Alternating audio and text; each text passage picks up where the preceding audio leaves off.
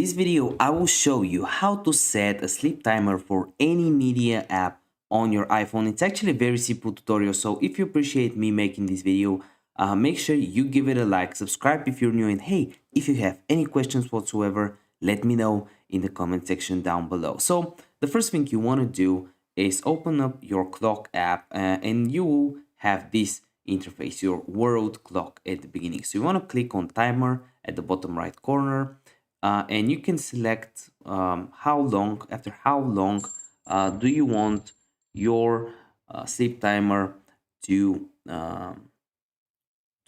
set your sleep timer. So let's say you want to set it for 5 minutes. You want to click that, click when timer ends, scroll down, click on stop playing, click on set, and that's all you have to do. If this video helped you out, give it a like, because when you have this on, your YouTube account, Netflix account, Spotify, whatever track you have on will stop. Give me a like. See you next video. Bye.